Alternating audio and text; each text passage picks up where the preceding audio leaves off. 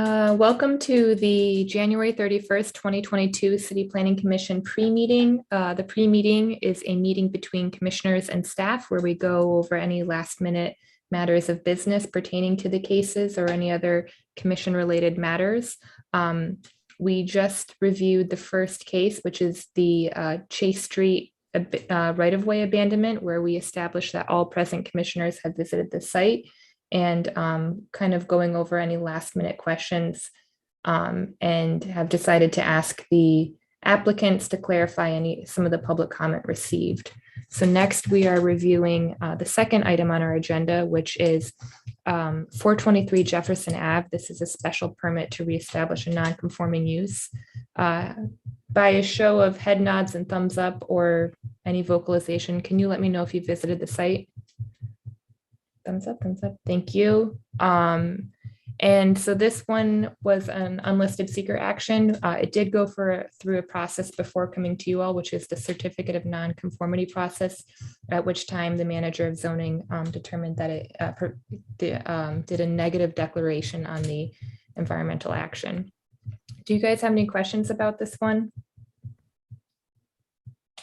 Should be a little bit familiar. A couple months ago, you all did an ancillary parking lot. That parking lot is to serve this proposed grocery store in this mixed use building. Yep, no questions for me.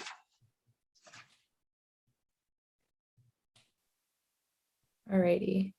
Well, I know at least two of our other commissioners are trying to get into the meeting. I'm wondering how we can get them in because we have a very important, we have a lot of fun stuff to cover actually. Now is going to be kind of the fun portion of the hearing, some introductions and some presentations.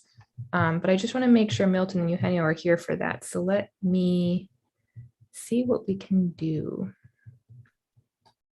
I have a funny request. Would the four of you that are here, could you forward the link that you used to get on here to either Milton or Eugenio? They're going to pop up under your name. Your link is going to populate. So we're going to have two Brads or two Kims, however it happens, but we can always rename them. And I will let them know. The one from Mary? Yes, please. Do you want me to just send another Zoom and attach the webinar to it? Doesn't really work that way because they have panelists. It's like Zoom is like too smart for its own good. And so they've got different coding because they're like panelists and not attendees per se. Okay. But it looks like Brad and Kim are making things happen on their end. So I'm just going to let Milton know that email I just sent it for both of them, so hopefully. Maybe you'll have 3 Kims. That would be awesome. There can never be enough Kims. What a gift for you all tonight.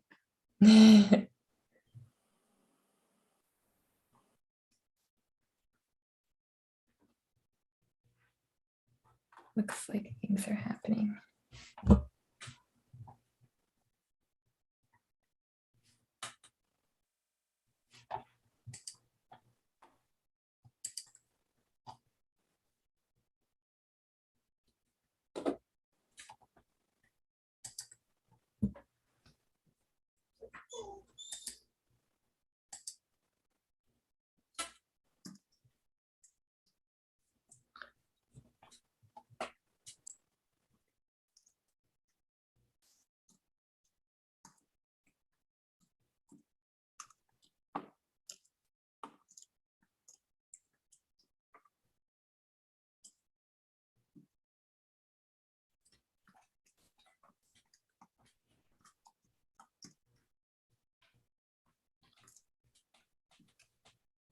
So when Milton and Eugenio join, we can start off with Linda's hello, and then we can go into the Zap updates.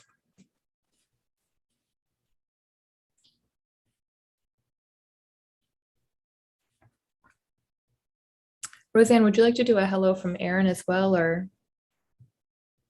Sure, since we have a little time here. So Aaron Weiner has joined us. Aaron is an intern in our office from U of R. Aaron, would you like to say hello? This is the. Yes, hi, sorry, I was just getting my audio working. My name's Aaron, as introduced, an intern at U of R. Yeah, sorry, so I didn't hear if you had said anything beforehand. I just got the audio working properly. Okay. We saw you and then we just put you on the spot. So thanks for rolling with our punches. He has been working for us remotely, and we were delighted to see him come into the office today. They let him, U of R decided to reinstate in person, so he's going to be joining us in person now. He's been doing a lot of research on ordinances for me. Hello, everybody. We got like 3 Hello, Brads. Mr. Marlin, hello, Mr. Ricardo. Hello. Is did Milton connect with you, Anna? Eugenio, Yes. I'm here. Thank you. Oh, Appreciate you're there. Okay. that. Thank you. I am so sorry about all the technological issues. It's okay. We will try to do better next time for you all. Okay, with that being said, I'm going to pass the mic over to Ms. Linda Kingsley, and I'll let Linda say hello and tell us who she is. Thank you, Hannah.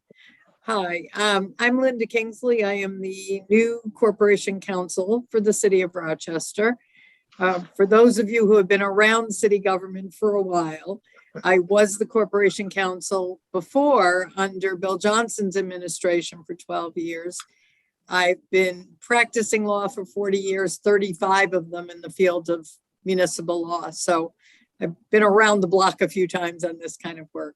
And obviously Tom Worth will be involved in your day-to-day operations, but I wanted to say hello, to have you put a name to a face, and to let you know that I am always available if there are needs that the commission has of additional staff, or you just want to reach out to me on something.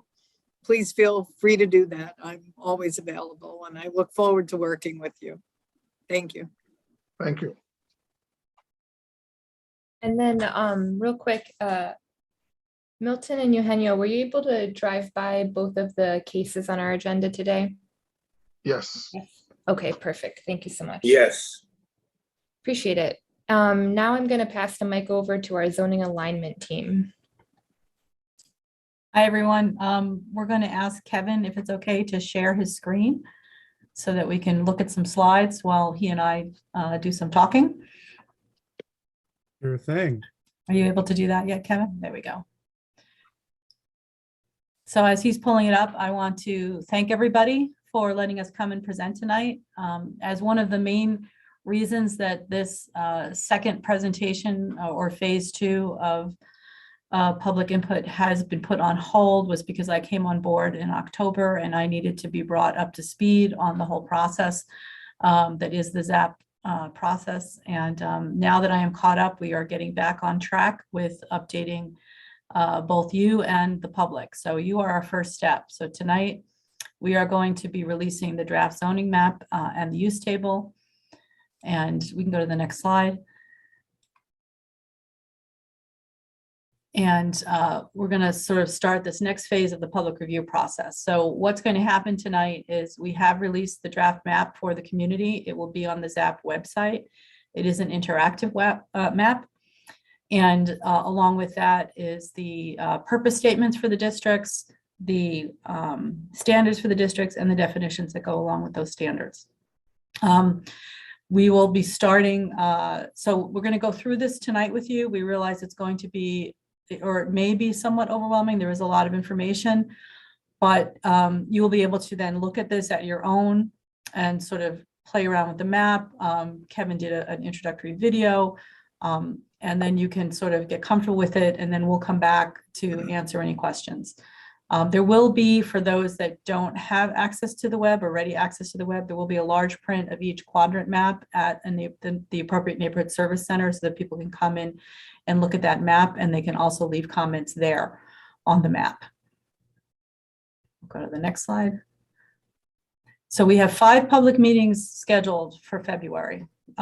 We are going to visit each quadrant, the Northeast on February 9th, the Southwest on February 10th, the Southeast on the 16th, the Northwest on the 22nd, and then we're going to do sort of a downtown focus, but also a catch-all citywide for anyone who was unable to make the original dates, and that'll be February 24th. We are generally saying that March 31st is sort of our goal for receiving the first round of public comments. Public comments can be taken at these meetings. They can be submitted online via the Rochester.zap website, or they can be sent via mail to the city zoning office.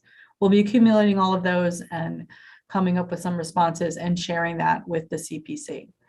Additional map and review will happen as the year goes on. This is our first release, which is the map and the uses. And so as we go on, it'll be an additive process. We'll be adding information, but we will always be able to continue to comment on the information that's already been released. So we'll always be able to comment on the map and the use chart, even as we start adding in other information. Next slide. For tonight, we're going to do a presentation, as I said, of the map and the use table. February 28th, we hope to have a summary of the feedback received to date and a discussion of any comments that we received from you, specifically the CPC. We wanted to sort of throw it out there that should you wish to, you may create a subcommittee that would review the map and associated materials on behalf of the whole commission. And upon your request, we are available to come back to future CPC meetings to update you on what's happening. So we have several options, depending on how you would like us to continue to communicate with you. We can do either or all of them. Okay, next slide.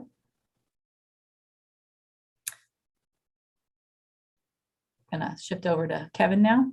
Yeah, so thank you, Roseanne, for giving that overview. Can you all hear me okay? Yes. All right, great. So yeah, Roseanne and I kind of go back and forth with these slides here to give you an overview of the draft materials that we're releasing to the public here today and in the weeks ahead. So just want to touch on, of course, the alignment with the Rochester 2034 plan, which was adopted back in 2019. And you're all well aware that that's sort of the foundation for updating the zoning code and map.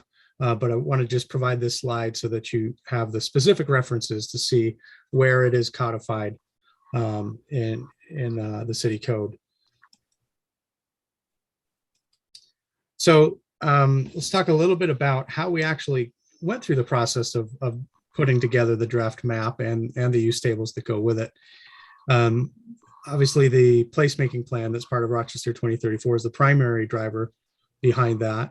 And as you recall, that was the result of a pretty robust multi-year process to work with the community and other stakeholders to develop that map that sort of provides a broad vision and guidance for land uses throughout the city, where different land use types are appropriate, the different districts, which in the case of the placemaking plan we call character areas, what areas are most appropriate for different character areas, and then the different uses and guidance for building and site design to go along with each of those character areas. So you'll see in some images later how we kind of made that transition from sort of broad vision to more specific draft zoning boundaries.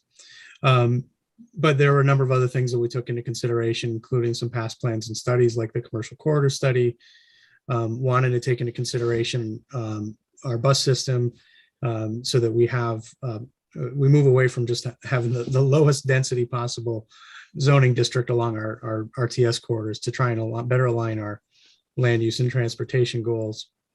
And then, of course, really looking at what's on the ground, taking a look at existing buildings, existing uses, patterns, clusters, trends, that sort of thing. It's part art, part science to go through and do that. All those things kind of influenced where those sort of draft boundaries lie.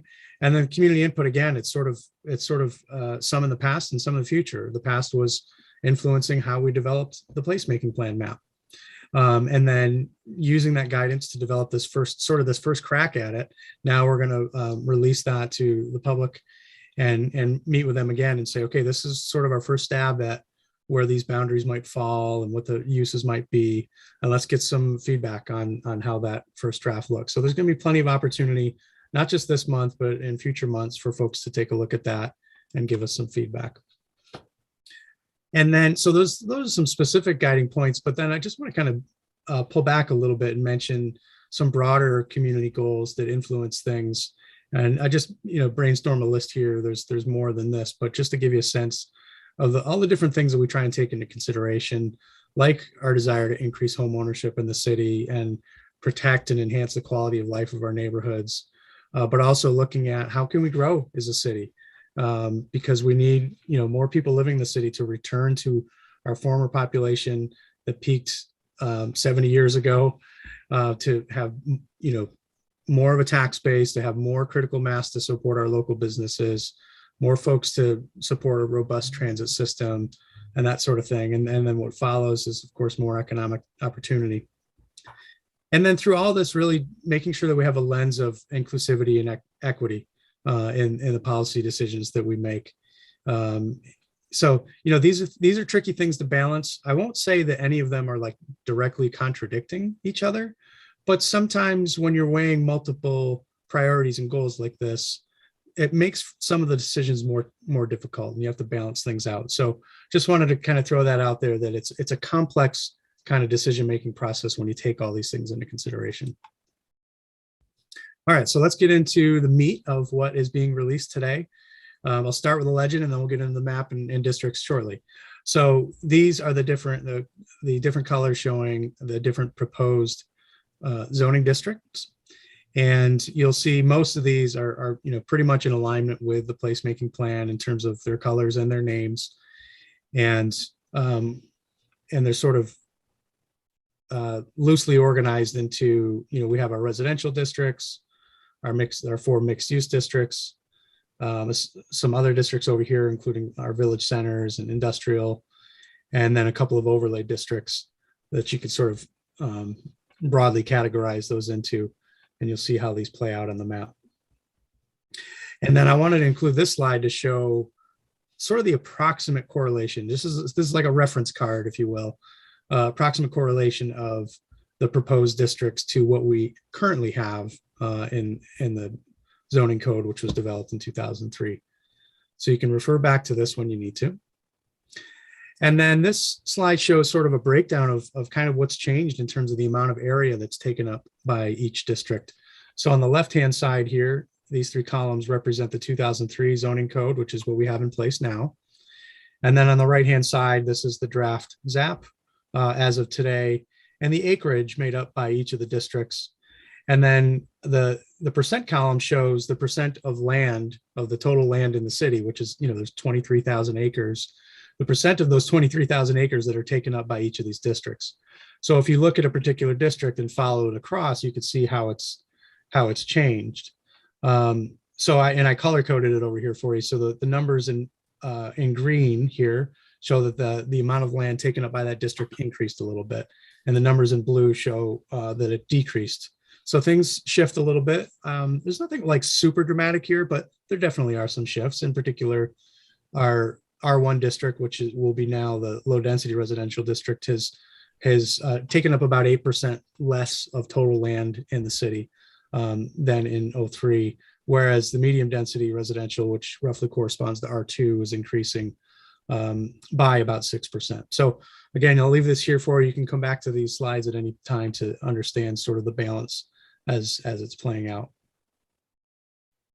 To zoom in a little bit closer to that, let's look at residential districts, because I know that's a really important issue for a lot of folks, and it's certainly important for us as well. And this actually shows not just the current code, which we have labeled here 2003, and the proposed code in 2022, but also before 03, the last code update was done in 1975. So we wanted to show how those numbers have changed over time. And these percentages, I'll just point out, are a little bit different than these percentages. Remember, these are a percent of the total land in the city, or the 23,000 acres. Whereas these percentages are when you group all the residential districts together, what is the percentage of that total from the residential district? So in other words, in 1975, about half of all the residential district land was R1. That increased substantially in 2003, and we call that a dramatic downzoning. Went from half of the land in residential districts to over 80%. That's honestly, that's kind of suburban level percentages of exclusive single family zoning right there.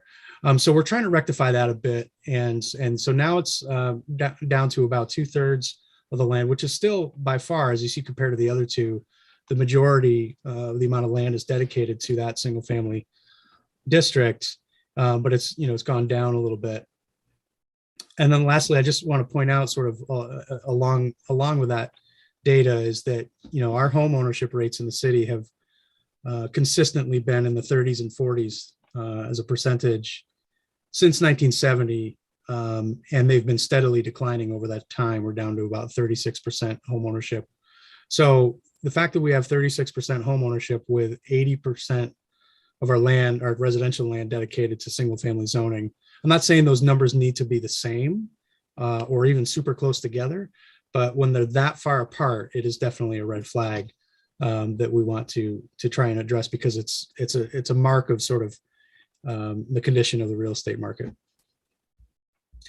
So taking a look a little bit closer of how we made that transition, put together this draft graphic here showing the placemaking plan on the top and the draft proposed zoning districts on the bottom. This is for Parcells Avenue and Beechwood. So if you recall, at the placemaking stage, the whole point of that was to present sort of a general vision for that corridor of what kind of density, what kind of land uses are appropriate where. So we're saying, generally speaking, Parcells should be just a little bit denser, not dramatically, but just a little bit denser than the surrounding streets. So that's designated as medium density residential. And then at these two intersections here, this is where there's some existing commercial buildings sort of on the four corners. So we want to recognize that existing character and designate that as boutique mixed use. But you see with the rounded edges and the sort of space in between the character areas, that's meant to visually show that these are not defined boundaries. It's just a general vision for the corridor. So when we make the transition, and this is what we've been working on for the last few months to actually draw the draft zoning district boundaries, this is where you go property by property, because as you know, zoning districts need to follow parcel lines. They should not be splitting parcels in half. So that's where we get these more sort of rigid edges that define the districts. And this boutique mixed use circle turned into a group of 8 or so properties. And then the space in between is the medium density residential. Okay.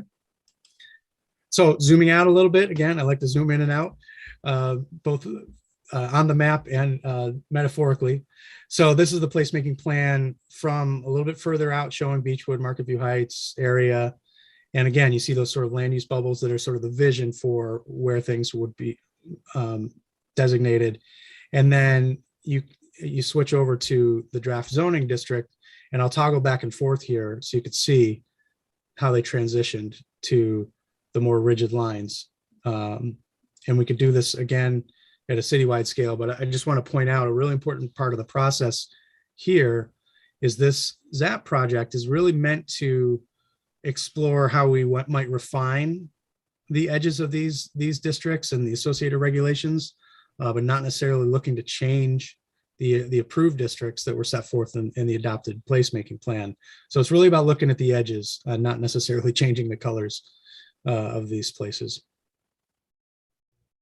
So this is zoomed all the way out to citywide scale with the full legend. So again, you could toggle back and forth between this map and the next, showing the difference between the placemaking plan and the proposed zoning districts. And as you look at that, you can see there's pretty solid alignment. But we did refine some things, like, for example, the airport we had designated as flexible mixed use. But as we are getting sort of into the weeds of the actual regulations of those districts, we found that, industrial is not that much different than flexible mixed use when it comes to the airport's operations. So we actually switched that to industrial, but not a significant impact. For the most part, you'll see that these designations kind of remain consistent, especially in our neighborhoods and our commercial areas. Okay, I'll take a break there and pass it back to Roseanne to talk about the use tables that correlate with those districts. Thanks, Kevin. So another big part of this is having a use table that goes with the map. So the map tells you what district you're in, but what can you do in that district? That's what we need to know. So our goal with ZAP was to create a document, the use table, or sometimes we call it the use table matrix, that lets you see a lot of specific information on one chart, and to really make it easier and more efficient to figure out what you can do on a particular parcel. You know, whether you're a developer who's looking to see what they can do there, or you're a city resident thinking maybe to purchase a parcel, what are the options on that parcel? Or, you know, you're the owner of a parcel and you're looking to remortgage or finance something. You know, you need to know what you can do so that you can go to the bank and they know that there's viable options for this parcel. And this addresses a lot of the issues that Kevin talked about early on. So all districts and all uses are in one table. We're going to see a bigger version if you're having a hard time seeing that. We'll have a blow up in a minute. But all districts and all uses in one table. There's an easy link to definitions and standards. We do have additional uses allowed for non-conforming buildings, which will discourage vacancy and blight in some of our non-conforming situations, and also allow for financing of non-conformings. Notable new uses that we are brand new to the city, all commercial uses indoor, which we had in downtown in CCD, but that's gone so well that we are expanding it. Craft production, which is new, but very, very happening in the city, and urban farm and community garden, residential care housing, which has been refined and options added to reflect the community's desire for different types of housing, particularly as it relates to caring for elderly relatives and things like that. And brand new also is Pocket Neighborhood, which answers the call for both options for communal living as well as opportunities for tiny house neighborhood type developments. Okay. Slide. Excuse me. On that table also, we have a box of notes that relate to the table. The notes are requirements. So if you are looking at a place on the use chart and there is a note reference, you must look at that note, because if the proposal does not meet what's stated in the note, then it is not permitted. So you may see a P with a note 1, which means only in an existing legal dwelling as of the effective date of the code, and owner occupancy required. So those are very specific requirements. On the right of the chart are the use standards. It's the last column. So when you're looking across and you're figuring out the uses that you can do, you also must go all the way across to look at what the standards are that are required, because if you don't meet the standards, you cannot do the use. The chart also very easily shows what is a permitted use and what is a special permitted use. And special permitted uses, while they go to the CPC for the special permit, the reference use standards are also have elements that are waivable by the CPC. Next slide. So here's a bit of a bigger chart to show you. So it looks like a lot, and you kind of have to sit and absorb it for a bit, because there is a lot of information on here, but it is very easy to use once you get the hang of it. So it is color coded, the blue P boxes, and it's color coded, but we put the letters too for those that are colorblind. But the blue blocks are P, which is permitted. The yellow boxes are SP, which is specially permitted. The green boxes are either P or SP, and there is always a note with that to say what is P and what is SP. For example, if you look on the chart on the left and you're finding your use multifamily dwelling, and you're in an MDR zone, which is medium density residential, you can look at note 4, and it says it's permitted up to 4 units. It's specially permitted for 5 or more units. So you have all that information just via those notes. If the box is blank, then it is prohibited. So it's not permitted in that district. So to give you a couple of examples, if I wanted to do a townhouse development, so I go down on the left where my uses are listed, and I find dwelling townhouse, and then I can come across and I can see everywhere it is permitted. And then if I go all the way over to HB, I see P21. So I have to go look at note 21, which is off the chart here, but that relates to specific requirements in the Harbortown Village District. If I go all the way over to the right, I see section 13.2G. That's where I need to look for my use standards. So I might have a P, but I only have a P if I meet those standards. So again, it's very interconnected, but it is relatively easy to use. The districts are all along the top. And Kevin talked about all of the districts. What is broken out here, though, is on the map, all the villages are grouped together. But because the villages exist with their own defined codes, they are separated out here. So PMV is Public Market Village, HV is Harbortown Village, CV is College Town Village, and MD is Marina District. Roseanne, Yep. I'm sorry, I just want to jump in here real quick. If you don't mind, I just want to correct one thing you said. Okay. So the use standards apply to permitted and specially permitted. If you don't meet a use standard and you're permitted, it shifts to a specially permitted use. If you're a specially permitted use in the chart and you don't meet the standards, it has to be waived by the Planning Commission. The only time something is not permitted is one, if the box is blank, or two, if you don't meet the note that's in the box. So the use standards are different than the notes that you see in the boxes with respect to what's permitted and what's prohibited. Thank you.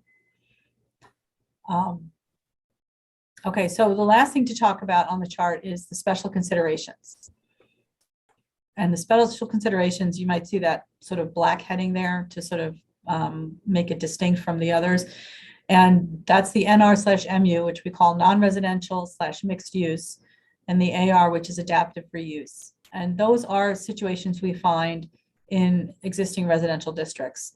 And so this will allow you to use those columns to look at what you might be able to do with a non-residential building in a residential district. And again, it follows the same principle. You've got your P, your SP, and you will also find many of them that have notes. And that's really all there is to it. You can use it any way you want. If you have a district and you want to see what's permitted in the district, you can start with the column heading and just look at all the districts, look at all the uses going down and see what's available. Or if you have a particular use that you're trying to figure out where you can develop that use, you can go across that and see what districts that's allowed in. You have ready access to look at what your standards are. You don't have to keep flipping back and forth. It's very clear whether it's permitted, specially permitted, not permitted, or whether there's a special note, which gives you some sort of range or other criteria that affects that use. So as I said, there's a lot of information here, and I'm sure the public is going to want to play around with this. It actually equals several pages of tables, because as you see here, we've got residential uses, but we also do commercial uses, we also do accessory uses, and we also do temporary uses. So we've pretty much covered all of the situations where uses are considered. Okay, next slide. Thanks, Roseanne. I'll take it from here. And I'll mention too about this that I think that was a really great tour of what at first blush looks complicated, but once you get into it, it's actually pretty easy to use, like she said. But the document that you'll find that contains this explains everything that Roseanne and Doreen just went through, and all those sort of special situations. So on the ZAP website under documents and presentations, those links are now live. You could pull up the PDF that contains these tables and the explanation of the tables. So now I want to talk a little bit about some highlights of changes to different districts. And I just put this slide in here again as a reminder for the layout of the districts and their approximate correlation, and that the slides that follow are not meant to be comprehensive list of all the changes. They're just some highlights to look at. And I'm gonna show you one or two to show you how they're set up, but then I'm just gonna skip past the other ones, and that you and or the public can come back to the slide deck later and look at them in more depth, just in the interest of time. But really, this is about sort of launching folks into this next chapter, so orienting people to the information that's being presented. So we'll start with the easiest one. This is a slide about the open space district, which didn't really change much, including its name. It's basically the same name. But the big thing to note here, what happened with this district, is that we have a more consistent application of where that green designation is on the map.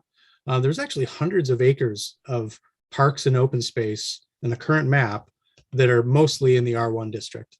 Now, that doesn't really mean a whole lot in terms of actual regulations or implications of what can happen there, because there's still, no private development is going to happen in these parks, even if they're in the R1 district. But this is really more about map cleanup. and showing more clearly where all of our parks and open spaces. So that district actually increased a little bit because of that sort of cleanup. But then we've got slides for low density residential and medium density residential. And here I'll just use this as an example where one of the changes that we're proposing, which Roseanne just highlighted in the chart, is that we're proposing that up to 4 families, 4-unit house would be permitted as of right, whereas over 5 units would need a special permit. And then here in parentheses, it shows what the current code is, which is 1 to 2 units are permitted as of right, and 3 or more would need a special permit. So we see this as sort of a gentle density increase for the medium density residential area. But keeping in mind that even if in theory a building could increase its number of units, it's still subject to the dwelling unit conversion standards that we have in place, and those really won't change much. So that you can't take a small house and turn it into 4 apartments. It just, even if 4 units is permitted as of right, you still have to meet those dwelling unit conversion standards to see if it would actually fit. So that's another guardrail for this issue of increasing density. And that guardrail, so to speak, applies to all districts, not just MDR. And we're also trying to allow for, again, more opportunities for built as commercial buildings to be reused rather than sitting vacant. And keep in mind, those types of buildings it's not like we're talking about thousands of buildings across our residential districts. They're just kind of scattered here and there. And this just gives them more opportunity to be reused. So you'll see as you go through these slides, there's just one for most, not all, of the proposed districts, and just a couple of highlights of what we're proposing to do. So you can come back and take a look at this a little bit later to digest this a little bit more. But again, this is just giving you a sampling. To review it in depth, you got to look at the documents that are linked to on the ZAP website that just show you the full permitted use table and look at the full map and all that. Okay. Back to Roseanne for a note about a new overlay district. So now we have overlay vehicle district, and this is something we are still working on. We found that the current vehicle districts or vehicle uses are very restrictive, and I think we've made them even more restrictive in the new code. However, there are these places in the city where, even though we don't want to make it an industrial zone or a zone that permits vehicle uses as of right, there is a sort of cluster of existing small scale, mostly owner operated sites where we have intensive auto use that is built as that way and has been there for a long time. So we are working on this overlay vehicle district that would allow us to capture those sort of clusters of building and allow those uses to continue while not changing the underlying zoning, so that if in any event they go away, it reverts back to the underlying zoning. 2 that we've identified that you see on the slide here are the little cluster at Lyle and Lake, and also the sort of triangle made by Brown, Broad, and Allen Street. And so we're still, the vehicle overlay vehicle district regulations are not in the current document because we have not finished drafting them. But we are working on creating this district as another tool to, again, allow for the economy and the neighborhoods to sort of coexist and acknowledge what's already there. And this is a district because, like Roseanne said, it's kind of under development, and it's just it's kind of an idea we're pursuing. We're really curious for feedback on this idea and potentially other areas in the city that people might see an opportunity for the business owners to benefit from an overlay vehicle district. So again, it's something we're interested in hearing comments about from the community.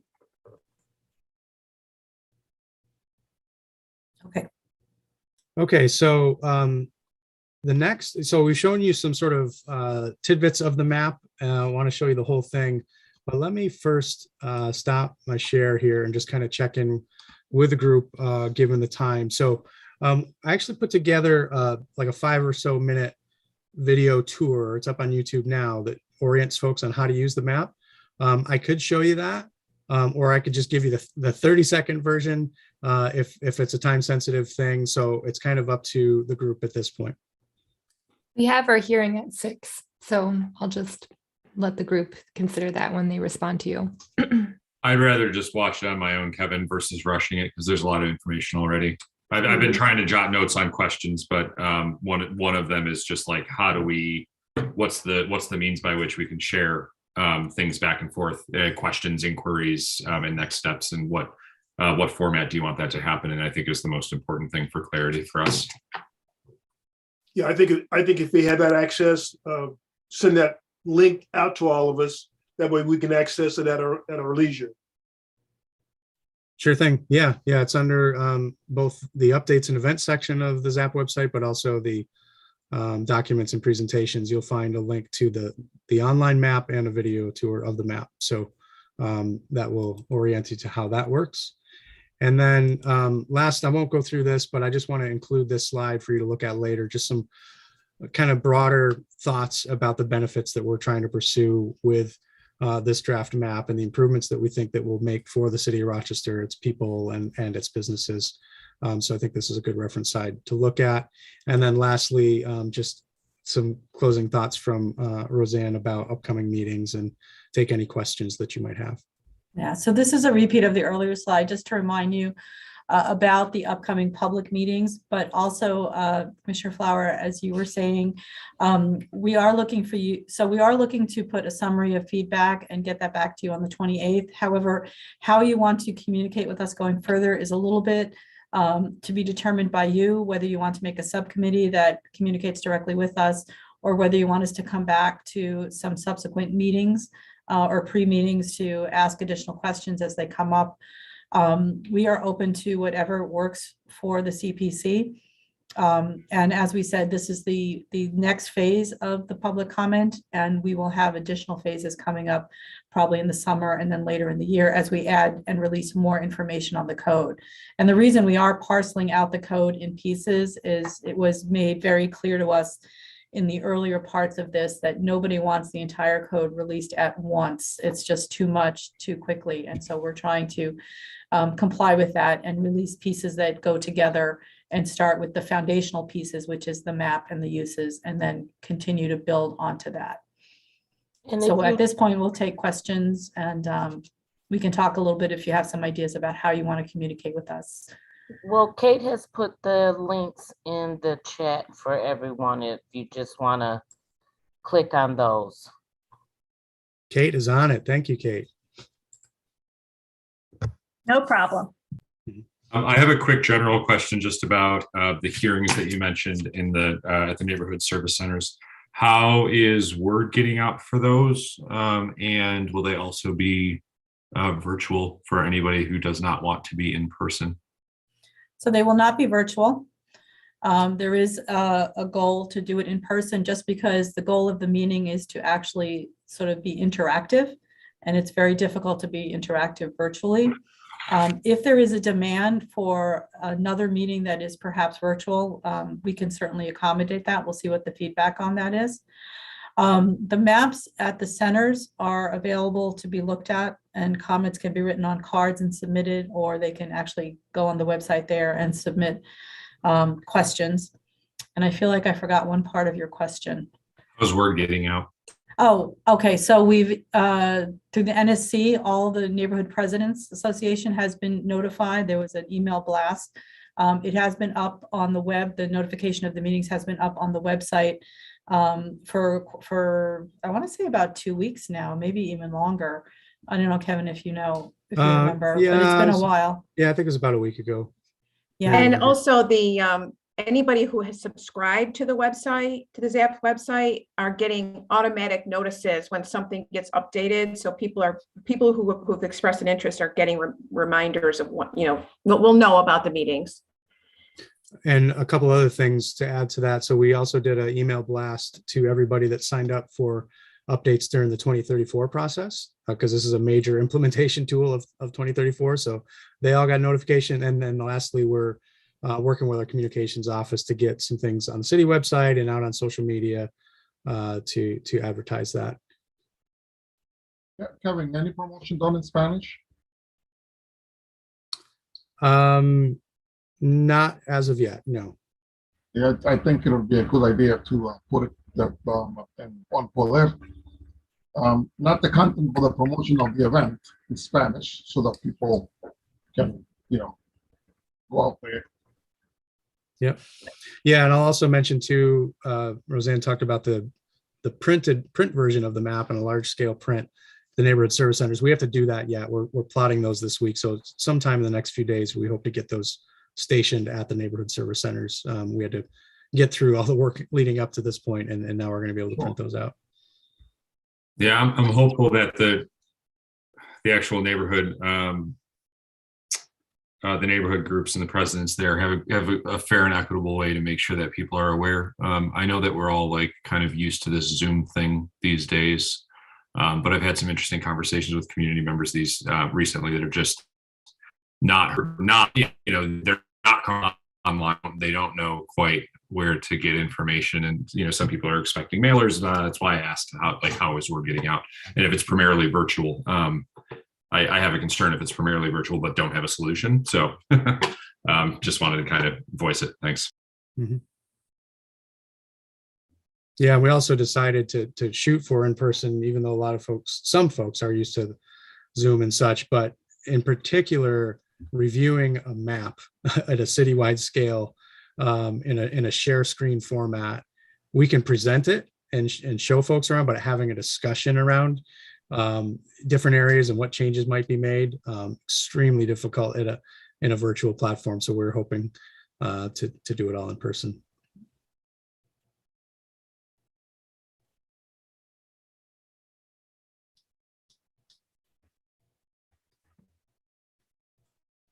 This is to the rest of the board. If we want to discuss the opportunity for naming subcommittee members, if that is a route that we would want to go, do we want to talk about that during deliberations to actually have a conversation about it versus rushing into it, or any other options for communicating on that?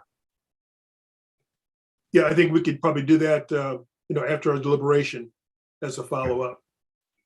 I would, sorry, go ahead. I was going to say that whatever you decide, if you just copy Kevin and myself in, we'll make sure that we set it up on our end. Okay, Thank you. thank you. Anything else that we need? I'm excited to dig in. I know there's a lot of information here, but There is. thank you everybody for doing the work and getting the draft out. Yeah, it's going to be fun to go through it. I mean, it's pretty big in how it changes how things happen in the city for the next handful of years. So eager to be a part of this. Thank you. Okay. Well, thank you for having us. Thank Yeah. you. Yeah, I look forward to keep working with you all. Thank you. Thank you. Anna, are we, it's 6 o'clock. You want to move right into the meeting? Yeah, you would just need